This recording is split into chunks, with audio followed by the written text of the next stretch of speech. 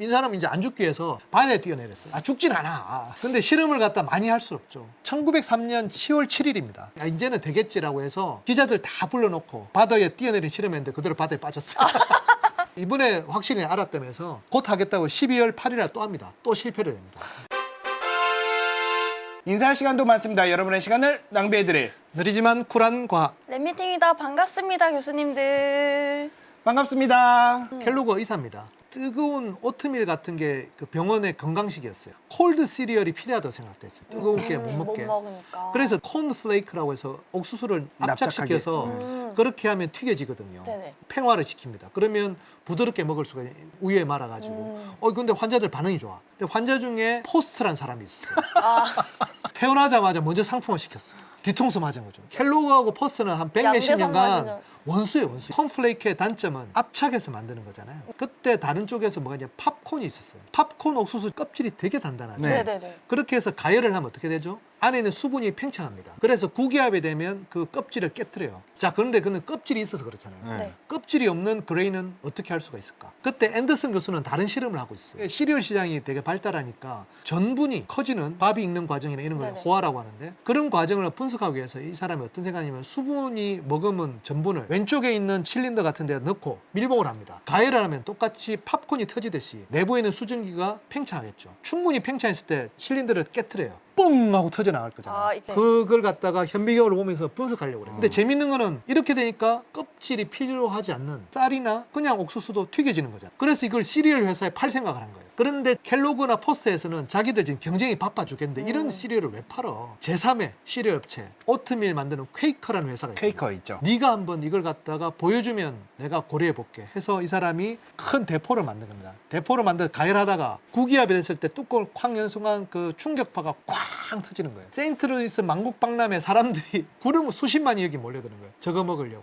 요게 우리가 알고 있는 뻥튀기의 시작입니다. 시장바다의 전통이 아니고요. 저 앤더슨 박사의 발명품이에요. 와. 그래서 퀘이커라는 회사가 저걸 삽니다. 나머지 회사들도 막 따라 할 거잖아요. 네. 모든 회사가 다 합니다. 단백질 바나 다 그게 라이스 크리스프로 하는 이게 뻥튀기를 해서 만든 거예요. 그러니까 볼 때만은 되게 슬펐지만 한쪽에서는 뻥튀기 터지고 있는 거예요. 그러면 1940년 1월 9일 조선일보 광고입니다. 1920년에 일본에서 유행합니다. 그래서- 퐁가시라고 그래서 가시가 과자고요. 네. 퐁이 뻥이거든. 뻥과자라고 했는데 일본이 이걸 갖다가 하는 걸 알고 한국이 1930년대 도입한 겁니다. 제작소가 오사카예요. 소화시대에 첨단적 돈벌이의 대왕 오하베 쌀이 5척으로 됐나요? 5대로 된다. 5대로 된다. 이야. 5배로 된다. 일본은 그냥 뻥과자고 저쪽은 라이스 크리스피잖아요. 네. 그럼 우리는 왜 튀기라고 했을까? 기름에 튀겨서? 기름에 튀겼거든요.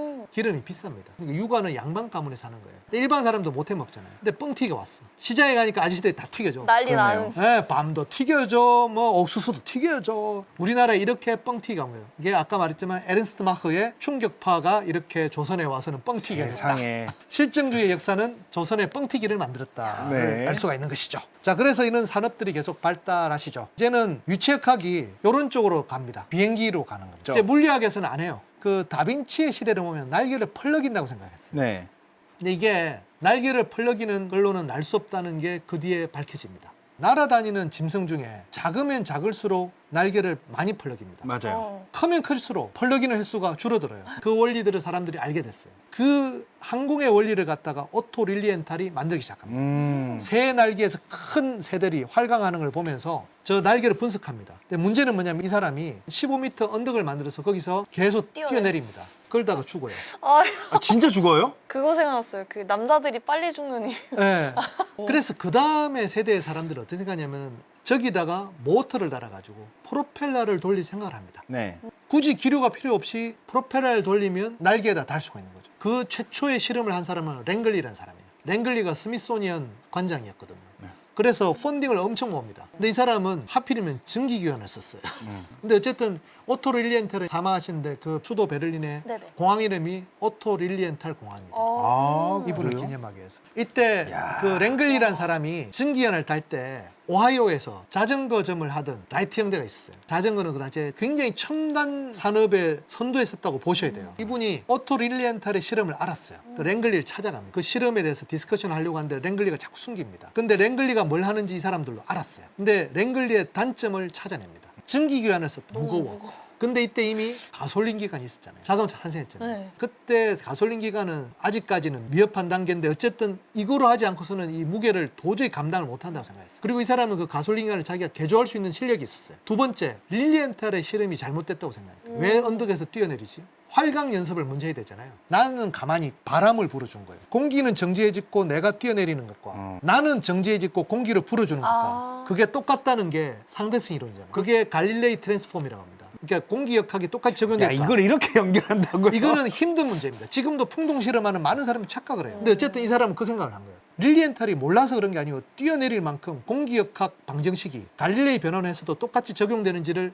몰랐던 신뢰하지 못했어요. 그렇죠. 이 양반이 왜 천재냐면은 나는 정지했고 바람이 부는 것도 똑같을 것이라고 가정을 한 거예요.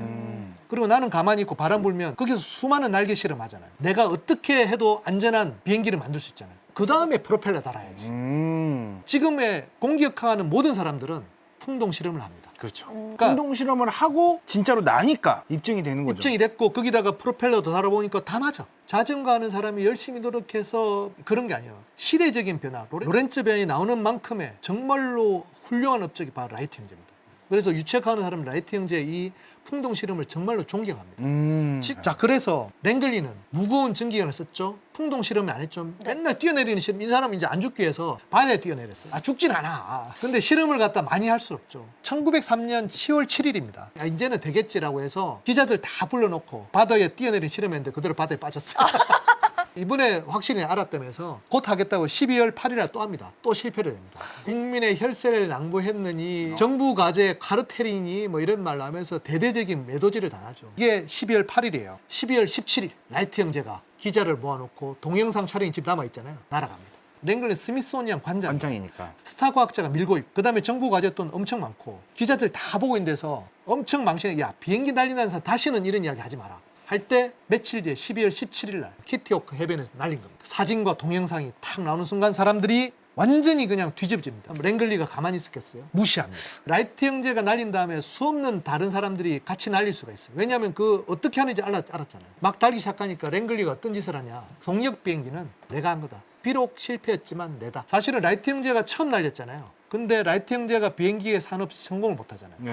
뭐냐면 따라쟁이들이 너무 많았는데 특허 분쟁을 할 때마다 아니 최초는 랭글리인데 스미소니안이 라이트 형제의 업적을 갖다가 인정한 게 1942년입니다. 랭글리의 비행기가 원래 전시돼 있어요. 그게 라이트 형제의 비행기로 바뀐 게 1948년입니다. 상대론적 관점에서 과연 역학 방정식이 똑같이 적용되느냐의 문제는 19세기 말에 전자기학 하시는 분이나 빛의 속도를 연구하시는 분이나 비행기를 날리는 이 양반도 마찬가지였어요. 자, 그래서 티겐슈타인 또 나옵니다. 아까 제가 논리 실증주의 잠깐 이야기 드렸죠. 원래부터 이 사람이 논리 실증주의가 아니고 이 사람이 슬픈 과거가 있어요. 라이트 형제가 비행기 날렸다는 소식은 전 세계 젊은이들을 흥분시켰어요. 처음에는 볼츠만한테 배우려고 했어요. 볼츠만이 마지막 책 중에 하나 비행의 원리거든요.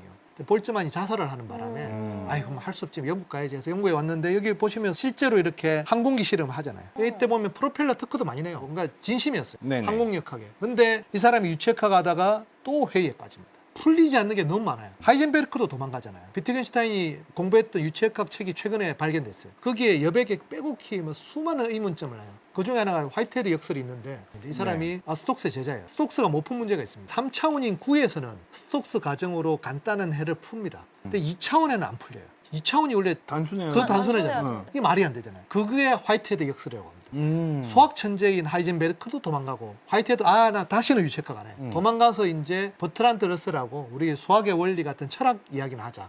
비트겐슈타인의 입장에서는 이런 분들한테 내가 배워야 돼. 버트란드 러셀의 문을 두드립니다. 제가 유체학을 계속해야 되는지 아니면 내가 바보인지 말해달라고. 일단 한 학기 동안 나를 따라다녀보라. 막 끊임없이 질문하는데 너무나 뛰어난 거예요. 그래서 버트란드 러셀의 문화생이 되어 배웁니다. 유체학에서 도망가면서 이 소위 논리 실증주의와 언어 철학이 발달하는 겁니다. 하이젠베르크 도망가면서 상대성 이론이 아닌 양자역학의 세계가 탄생하는 거죠. 빈에 가면 빈 분리파라고 해서 분리파는 뭐냐 이전 시대가 그냥 단절한다는 뜻이죠. 이 후원하신 분이 비트겐슈타인 아버지. 돈이 많으니까. 얼마나 돈이 많았냐 하면은 어린 비트겐슈타인이 볼 때는 클림트는 뭐 우리 누나 그림 그려주던 사람인데 브람스나 말러 이런 사람들은 대충 아버지가 부르니까 와서 우리 밥 먹을 때 옆에 피아노 치고 있던데 약간 이 아들들을 갖다 굉장히 예술적 감성이 풍부하게 키운 거예요. 형이 4명이 있습니다. 그 2명이 자살해요. 이 당시의 사람들. 그러니까 뭐냐면 모든 게 완성된 거예요. 과학적으로 다 분석됐지, 경제적으로 풍요하지. 그러니까 허무주의, 퇴폐주의. 그러니까 끝이 된 뭐죠? 자살이잖아요. 그러니까 이게 벨 에포크 시대의 단면을 보여주는 거예요. 두 명이 자살하니까 아버지가 겁이 나가지고 얘를 갑자기 학교로 보내요. 10대 돼가지고 학교 가려니까 너무 늦은 거야. 입시 공부를 안 해본 거야. 그러니까 그냥 동네 실업학교 보내요. 린츠에 있는 실업학교 가요. 거기 가서 만난 게 이제 아돌프 히틀러라고. 그 사진 유명하죠, 되게. 또 공부는 잘했을 거잖아요. 네. 그러다가 이제 아까 말한 맨체스터 공대 유학을 가게 되는데 4명인데 제일 위에 2명이 자살하고 셋째 형은 1차 대전 때 장교로 복무하다 자살하고 막내 형은 1차 대전 때 팔이 절단됐는데 유명한 피아니스트였어. 얼마나 유명한 피아니스트냐면은 드뷔시 이런 사람들이 한쪽 팔을 위한 피아노 협주곡을 작곡해주고 이야. 그런 집안이었어요. 유일하게 제대로 살아남은 사람이 비트겐슈타인. 세기말적인 고민에서 이 사람이 뭘 발견하려고 했을까? 논리 실증주의에서 답을 찾았어. 말할 수 없는 것에는 침묵을 지켜야 된다. 분명한 명제 하나만 가지고 끝까지 파고드는 분석 철학, 언어 철학이 논리 실증주의의 흐름이 됐고 그게 괴델이 됐고 앨런 튜링이 되는 거예요. 그러니까 현대 철학이 여기서 나온 거죠. 버트란트 러셀도 그렇지만. 그래서 이 비행기는 여러 사람을 흥분시켜요. 산토스 디몽이라는 사람인데 이 사람도 브라질의 갑부예요. 비행선에다가 프로펠러를 달 수도 있잖아요. 네. 네. 이 사람은 그런 비행기 하고 라이트 형제가 또 나오니까 자기는 또 라이트 형제하고 비슷한 비행기도 또 만들었어요. 저게 뭐냐면은 제3공화국이 사실은 파리 콤민의 비극에서 만들어졌거든요. 네. 안정이 된 1889년은 파리 만국박람회가 열립니다. 사디 카루난 대통령이 에펠이라는 엔지니어에 부탁해서 시대 정식 아이콘으로 만든 거예요. 거기다가 비행기가 돌아가는 게 벨 에포크의 가장 대표적인 과학 문명이 이 시대를 만들었다. 네. 풍요의 시대를 만들었다는 거죠. 저렇게 하다 보니까 시계 보기가 힘들어. 까르띠에가 보석상이거든. 보석상인데 정밀 가공을 잘해. 그러니까 친구야, 내가 비행기를 몰다 보니까 이 손목에 만약 시계를 만들 수 있으면 너무 좋을 것 같아.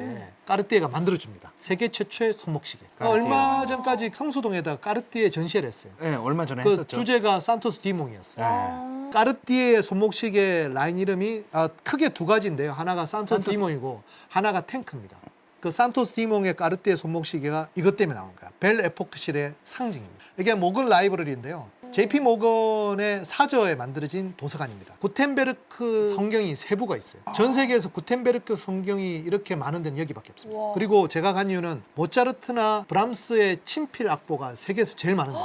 와. 여기가 진짜 멋있다. 그 코스타 그린이라는 젊은 여성 사서를 갖다가 고용을 했는데 그 여성이 이런 것들 다 모으면 좋겠다 그래가지고 우리가 알고 있는 희귀본들 이게 다 있습니다. 자, 근데 이 라이브러리가 왜 중요하냐? JP 모건은 투자를 되게 좋아했는데 우리가 잘 염두에 둘 게 에디슨의 전구는 록펠러를 망하게 합니다. 등유를 네. 망하게 했습니다. 자, 그래서 JP 모건이 여기에 투자합니다. 문제는 뭐냐면 이제 에디슨이 고집이 심해. 직류를 고집했죠. 테슬라가 결국 교류를 하면서 웨이스팅하우스에 가면서 우리가 알고 있는 미국 전역에 전력망을 깔고 전구를 깐 사람은 웨이스팅하우스예요. 그러니 JP 모건이 엄청 열받아서 에디슨을 쫓아냅니다. 원래는 에디슨 회사인데 그게 우리가 알고 있는 제네럴 일렉트릭이에요. 그 다음에 또 투자를 합니다. 카네기 철강 회사를 US 스틸로 만듭니다. 그러니까 이게 어떤 의미냐면은 이 시대부터는 금융의 시대가 된 겁니다. 산업 시대가 되면 자본이 필요합니다. 설비 투자의 시대예요. 네. 사람 갈아서 나오는 건 산업 자본이 아니에요. 설비 투자를 하면 전주가 필요한데 그 전주가 주도권을 잡는 시대가 유대 자본이었고 그게 1840년대부터 나온 겁니다. 미국은 이때입니다. JP 모건이 왜 이 도서관이 중요하냐면은 중앙은행이라는 제도가 없었어요. 각 은행이 자기의 나름대로 다 운영을 했겠죠. 네네. 문제는 뭐냐면은 어떤 산업이 되게 시황이 안 좋아지면 사람들이 은행에서 돈을 찾습니다. 근데 은행이 모든 돈을 다 가지고 있냐? 사람이 인출하기 시작하면 끝이 없어요. 이걸 네. 뱅크런이라고 하는데 이때마다 뭐 공항이 계속 발달되니까 이게 문제가 된 거예요. 근데 이때마다 해결한 사람이 이 사람. JP 모건. 은행주들을 다 모읍니다. 그래서 각종 채권과 채무 서로 얽혀 있을 거잖아요. 네. 지가 다 정리한 다음에 해결하지 않고서는 못 나가게 만든 곳이에요. 와. 그게 이 도서관입니다. 그 다음에 그게 이제 계속 반복되잖아요. JP 모건도 짜증났어요. 첫 번째는 시오도르 루즈벨트라는 사람이 있는데 이 사람이 인기가 좋았어요. 우리 항상 그런 게 재벌 해체 이런 거 좋아해요. 미국에서 재벌 해체를 한 사람이에요. 그래서 트러스트랑 카르텔을 갖다가 깨기 위해서 셔먼법이 있었는데 어떤 대통령이 그걸 해요. 재벌 해체를 못 하는 거죠. 그렇죠, 그렇죠. 근데 시오도르 루즈벨트 해버립니다. 그렇게 날려버린 게 록펠러예요. 그 다음에 AT&T를 날려버려요. 통신회사. 통신회사를 지금 완전히 쪼개진 거예요. 오. 이렇게 됐을 때 문제는 뭐냐면 그렇게 날리면 금융공황이 일어났을 때 전주들이 안 났습니다. 그때 JP 모건이 협상을 합니다. 우리 은행가들한테 지분을 다오. 그러면서 만드는 게 연방준비제도예요. 연방준비제도는 연방기구의 은행이 아닙니다. 아니었어요? 은행들한테 권한을 준 겁니다. 오. 은행장들의 연합입니다. 달러 지폐는 어떻게 발생되냐면은 미국 정부가 연방준비제도한테 부채를 집니다. 그 부채만큼을 발행할 수 있는 발권 권한을 가지는 게 연방준비제도예요. 정부랑 협의를 한 거죠. 아까 말했지만 그게 JP모건이 주도합니다. 와. 그 사실은 영란은행이 시작이에요. 영국은행. 그러니까 JP모건이 저런 생각을 왜 하게 됐냐면은 록펠러 있었죠. 네. 카네기. 이 사람들이 JP모건을 처음에 무시해요. 산업자분들이 여전히 힘이 셌던 거잖아요. 그러니 JP모건은 자기만의 맨하탄을 금융중심지를 발견 자기만의 클럽을 만듭니다. 그래요? 구석탱이에 조그맣게 있는데 이게 진짜 여기 들어가는 사람은 아무도 못 들어갑니다. 미국의 금융가, 소위 월가를 주무르는 핵심 헤드쿼터입니다. 지금 완전히 프라이빗 클럽입니다. 비밀이군요. 네. 그 안에서 뭘 하는지 알 수 없어요. 우리 이제 퀴리 부인하면 방사능에 대한 물질, 이 레이디오 액티브, 그 라디움이라는 말 거기서 네. 나왔잖아요. 네. 레이디오, 원격으로 액티브, 작용한다. 아. 레이디오 액티브라는 말을 제대로 정의하신 분이 이분이세요. 1903년 여러 가지 비행기도 날라오고 이럴 때 퀴리 부인은 남편과 같이 방사능 물질에 대한 연구, 이걸로 노벨상을 남편과 같이 공동 수상합니다. 자기 말도 안 되는 게 박사 논문으로 노벨상을 탄다는 거는 네. 진짜. 이게 굉장히 중요한 원소 가방의 첫 번째가 폴로늄, 두 번째가 라디움이라는 라디움. 거예요. 여기서 보면 물질이 붕괴한다는 걸 발견해요. 물질 붕괴, 베타 붕괴, 알파 뭐 이런 거 있잖아요. 그거의 초기 형태들이 여기서 방사능 장편에 나온 그렇죠. 거죠. 수상을 했음에도 불구하고 그때 과학 아카데미 입회가 거절돼요. 여성. 두 번째는 남편이 죽고 나서 약간의 스캔들이 좀 있었어요. 네, 있었죠. 근데 이분이 명예를 회복하는 건 1차 대전입니다. 프랑스는 위기에 처했거든요. 끔찍한 보불 전쟁의 기억이 있잖아요. 네. 독일군이 네. 파리 외곽까지 쳐들어옵니다. 파리 시민들이 이번에는 결사항전을 막아내요. 그때 퀴리 부인이 간이 엑스레이 장치를 만듭니다. 전부 다 현장에서 엑스레이 찍어요. 그러면 이게 골절인지 뭔가 빨리 판단하잖아요. 그걸 해가지고 숨는 사람을 구합니다. 그러면서 이분이 다시 한번 이렇게 부각이 되죠. 그 다음에 그게 또 미국에 알려져가지고 미국에서 계속 정부에 초청해요. 그러면서 우리가 알고 있는 퀴리 부인의 신화가 이때 만들어집니다. 그런데 이제 이 상태에서 그렇게 많은 일을 했으니 방사능 노출이 심해가지고 이분이 1934년에 돌아가시고 네. 판테온에 묘지가 있습니다. 네. 근데 문제는 이 두 분이 방사능 피폭이 너무 심해가지고 네. 이게 특별한 장치 안에 지금 보관돼 있어요. 아. 그 다음에 퀴리 부인의 노트 있잖아요. 실험기구 전부 다 밀봉돼 있습니다. 그 정도예요? 그거를 열면 후쿠시마 저리 가래. 전원문들도 거의 다가 밀봉돼 있습니다. 제일 큰 문제가 그 퀴리 부인 연구소가 지금 제일 문제입니다. 제음을 하긴 했는데 그거는 밀봉할 수는 없잖아요. 그거 어떻게 할지 지금 프랑스에서는 계속 문제가 되고 있습니다. 퀴리 부인 큰딸 부부도 방사능 연구했거든요. 큰딸하고 네. 사위도 똑같이 노벨상을 받았습니다. 둘째 딸의 남편이 또 그 노벨상. 노벨 평화상을 받아요. 그렇죠. 와. 근데 둘째 딸만 오래 살았어요. 방사능 연구를 안 아, 했거든요. 연구 안 해서. 자, 그다음 러드포드. 요게 이제 아까 붕괴되고 이런 것들을 하는 거죠. 1906년 뭐 이럴 때잖아요. 네. 볼트만이 좀 오래 살았다면 화려한 자신의 이론들이 원자 가설이 다 맞고 그다음에 입자가 더 분리되면서 그렇죠. 사실 양자 이론이 상당히 맞다는 게 될 텐데 맞아요. 참 아쉽습니다. 결국은 우리가 돌턴 선생님이 왜 맨체스터는 산업도시에서 기계공 교육을 하셨거든요. 그게 맨체스터 공대 시작입니다. 거기다가 오스본 레이놀즈가 왔고 오스본 레이놀즈가 제이제 톰슨을 가르쳐가지고 제이제 톰슨이 전자를 발견하고 레이놀즈의 후임으로서 그 러드포드가 오면서 알파 입자 충돌 이 현대물리학이 여기서 나온 거예요. 오스본 레이놀즈만 괜히 유체학하고 난류해가지고 노벨상은커녕 유체형 그게 문제다. 네, 유체학학 하면 다 끝이 안 좋아요. 그렇죠. 민코스키라는 사람이 퀴리 공대 수학 교수였을 거예요. 그러니까 사실 아인슈타인이 재학 시절에 이 사람한테 강의 들었어요.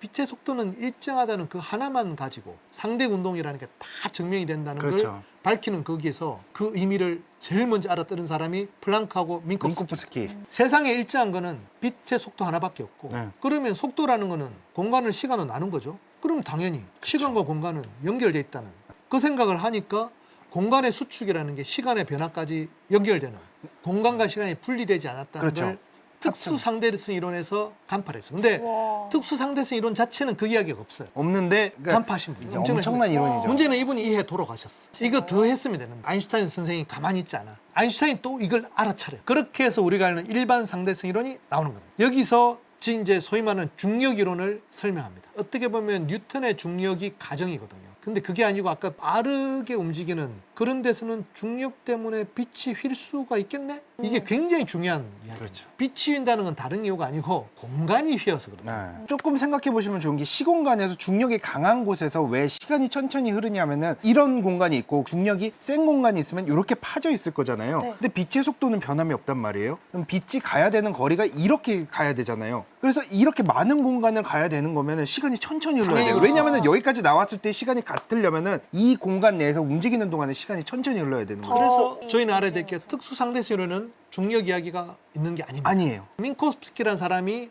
거기에서 로렌츠 변환과 연결되는 물리적 의미를 딱 이야기하니까 아인슈타인 알아차린 거예요. 그렇죠. 이게 중력과 연결되는 거예요.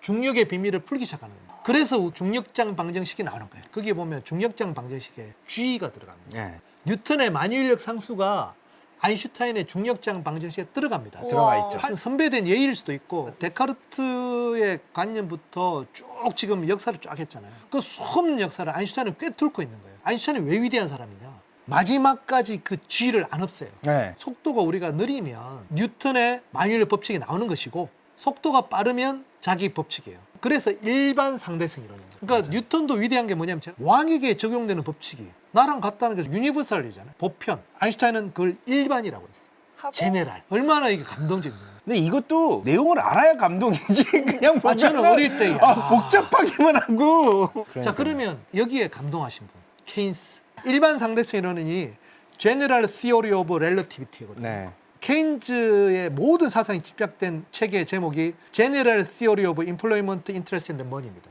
똑같이 General Theory of로 시작해요. 케인지안 정책하면 이런 생각이에요. 대공황을 극복한 정부의 적극적인 개입. 어떻게 보면 사회주의 이론이라고 볼 수도 있는데 절대로 케인즈는 사회주의 이론에 동참을 안 했어요. 그러니까 어떤 생각이냐면 그때 고전주의 학자들이 지금은 일시적인 불황이지만 언젠가는 다시 원래 경제는 케인즈가 뭐라는 줄 알아요? 언젠가는 우리 모두 죽어. 아니 지금 죽어가고 있는 걸 갖다가 정부가 개입 안 한 게 그게 정부야? 지금 일단 유동성을 풀어서 살려야 될 거 아니야. 그 다음에 세금이 오는 거지.